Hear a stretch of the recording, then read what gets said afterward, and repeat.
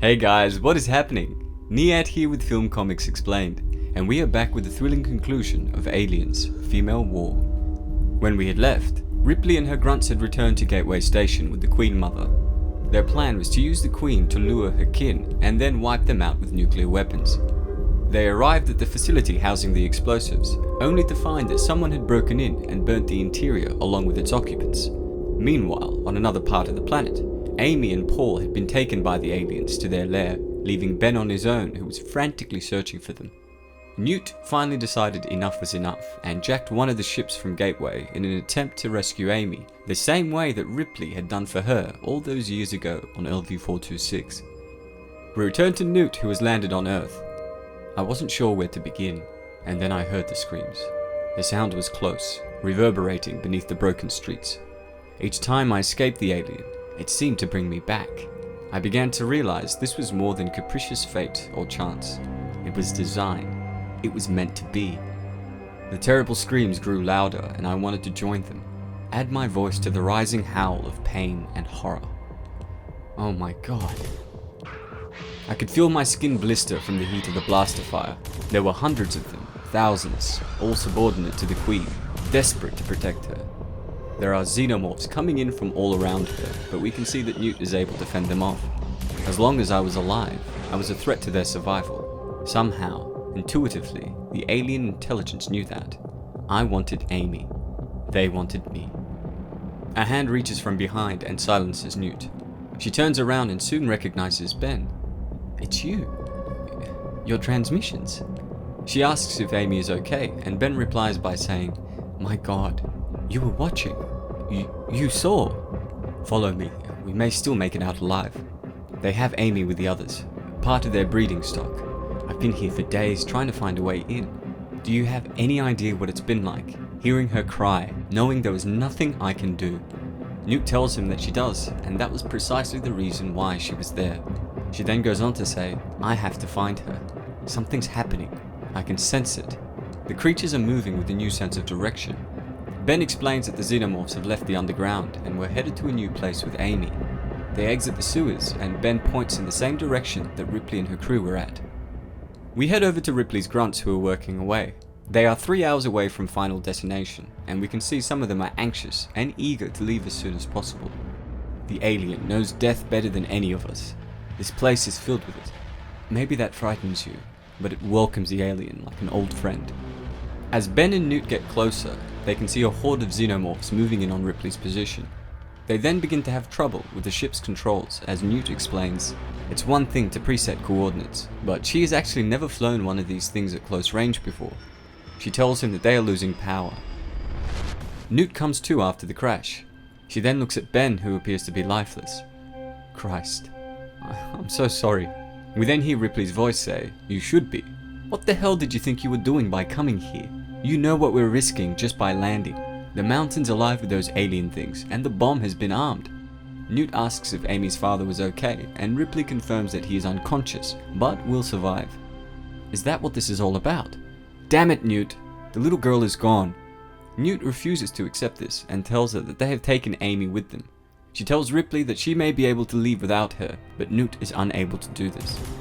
The aliens are now closing in on their position, and we can see the grunts firing at them. The xenomorphs are furiously trying to reach their queen as the grunts make it to the APC. Hicks insists that they need to get airborne, but Ripley tells him that they can't just yet. Tell Brewster to fire up the APC. Newt and I are going back in. Hicks is confused, and we see him asking if she was out of her mind, as the mountain was crawling with those things and they were less than an hour away from detonation.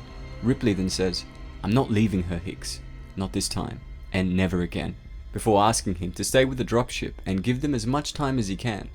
She then insists that when it gets too hot, he is to leave them behind. She puts her hand on his shoulder and tells him to take care of himself. "Now get the hell out of here." Newt then explains that Ripley had spent years trying to forget all she had left behind, more than family and career. She'd lost her self-respect, her dignity. She knew what Hicks was thinking, but he was wrong. Ripley and herself did not want to die.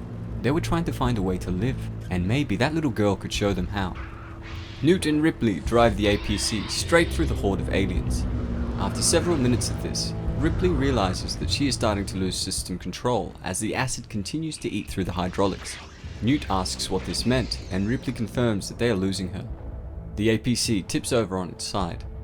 For a moment there was only darkness, and then there was light. Ripley blew the explosive bolts on the side hatch and climbed out to face her demons. I followed close behind, ready to face my own. We can see Newt is in a tunnel, calling out for Amy. A faint voice is then heard in the distance, begging for her help. Newt then enters the Queen Mother's lair to find Amy a few meters away from her. She runs in and breathes a sigh of relief to see that the young girl was okay. Amy begs her not to let them take her, and Newt picks her up and makes an effort to get away. But the Queen Mother comes out of hiding and is now directly behind them. She is about to get them when we hear Ripley's voice off panel. "Get away from them, you bitch! It's me you want." Ripley then calls Newt over and explains that this is why the Queen Mother got her brute to keep the child, because she knew they would come back for her. She covers Newt and Amy and tells them to get back to the APC. 15 minutes and this whole mountain is going to be dust. But that's not the point, is it? This is what's important. You and me. I thought I'd let the bombs finish you, but it's better this way. Come on, take a good look. It's the last thing you'll ever see. Ripley then unloads on the Queen Mother without mercy, killing her in the process. We then return to Hicks, who is wondering where Ripley was. Brewster explains that they only have 12 minutes before detonation. He then tells Hicks that the last time he tried to play it safe, he ended up with a pistol against his head, before insisting that this time there was no room for dispute. We return to Newt and Ripley, who are running to the APC, with thousands of furious aliens on their tail. They reach it, and Newt realizes that the APC is actually totaled, stating that she didn't think they were going to let them walk out. Ripley then says, "Who said anything about walking? Get inside the APC now. It will take those things a couple of minutes to squeeze inside, and that should be enough time. They designed this escape pod for quick exits in case of internal core damage. It's supposed to blow up and out, but we're going to change the specifications." She then tells the two to hold tight. We can see the escape pod shooting out of the mountain. Brewster is about to fly the group out, but is stopped by Hicks, who tells him that he can see something. He soon realizes that it is an escape pod and orders him to take the ship down. Newt explains that she remembers the rest of it in fragments. Hicks had said the pod's internal chute slowed them down, softening their impact. All she knew, all she cared, was that Amy was safe. The next thing she remembers was lying in the dropship's sick bay, with Ripley standing over her.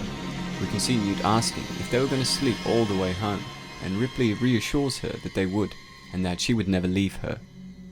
After it was all over, Newt began recovering on Gateway Station. It's here that she decided to write this diary, her record of what had happened, hoping that it would serve as both a remembrance and warning. Ripley, Tully, Hicks and Falk had all faced off against the aliens and not only survived, but conquered them. Regardless of this, she would never tell them the truth, what the space jockey had told her when they landed on the Queen's world. They had been used and it all made sense now. It was the space jockey that destroyed the detonator connecting Orana's bombs. It was also responsible for calling Ripley back to Earth. It sent them in search of the Queen Mother, and it used them to eradicate the alien scourge so it could terraform and then take Earth for itself. For an instant I felt a wave of anger, everything we'd been through. Then I remember something Ripley had said. This wasn't about Earth anymore. It was for us. We'd come to terms with our fear and pain. There would be other worlds for us, new lives free of the alien. Human greed and rage had brought the alien to Earth. We had failed. It was time to move on. Perhaps the Earth's new inhabitants would learn from our mistakes. Perhaps not. Unfortunately, that's all that we have time for. I'm curious to hear what you guys thought of the story in the comments below. Do you prefer the direction that Verheiden and the rest of the creative team went with the alien mythos in the graphic novels? Or do you prefer Ridley Scott's expansion to the universe? As always, it's been a pleasure. Nihat here with Film Comics Explained. Thanks for stopping by.